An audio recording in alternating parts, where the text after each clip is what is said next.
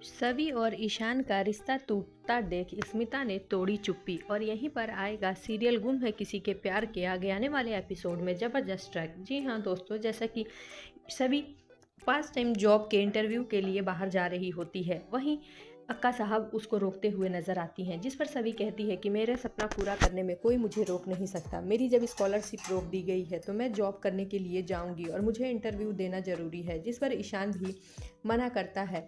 और वहीं अक्का साहब के फैसले के खिलाफ सभी जाती है, तो जिस पर ईशान चिल्लाते हुए नजर आता है। तभी सभी एक बहुत बड़ा फैसला ले लेती है और कहती है कि इस रिश्ते को ही मैं तोड़ती हूँ, इस रिश्ते को ही मैं नहीं मानती, ये शादी मेरे लिए कोई मायने नहीं रखती।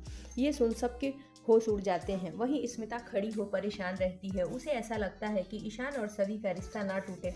फिर वो गुस्से से ईशान अपने कमरे में चला जाता है, तो स्मिता पीछे से जाती है और जाकर उससे कहते हुए नजर आती है कि ईशान, मैं आज तुम्हें एक ऐसी बात बताने जा रही हूँ जिसे सुन तुम्हारे होश उड़ जाएंगे और तुम सभी को रोक लो। वहीं ईशान कहते हुए नजर आता है कि नहीं, सभी की आपने बदतमीजियां नहीं देखी, वो कैसे जबान लड़ाती है।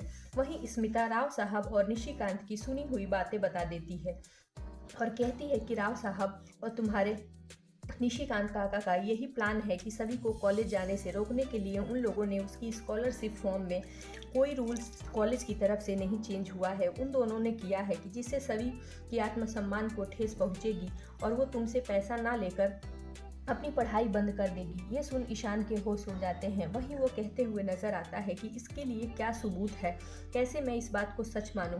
वहीं जब रीवा को अक्का साहब ये बातें बता रही होती हैं, तो स्मिता उनकी चुपके से बातों को रिकॉर्ड कर लेती है और वो रिकॉर्डिंग वो ईशान को सुना देती है, जिसे सुनने के बाद ईशान को बहुत तगड़ा झटका लगता है और वो समझ जाता है कि तो सब कुछ ये सबकी मिली भगत है।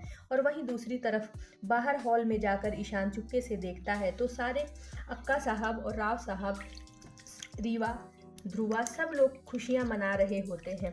तब ईशान को समझ में आ जाता है कि सच में सभी के साथ साजिश रची जा रही है। वहीं दूसरी तरफ सभी शांत होने का नाम ही नहीं लेती और जिद पे अड़ जाती है कि मैं इस रिश्ते को अब नहीं निभाना चाहती, इसके लिए मुझे जो कुछ भी करना होगा मैं करने को रेडी हूँ।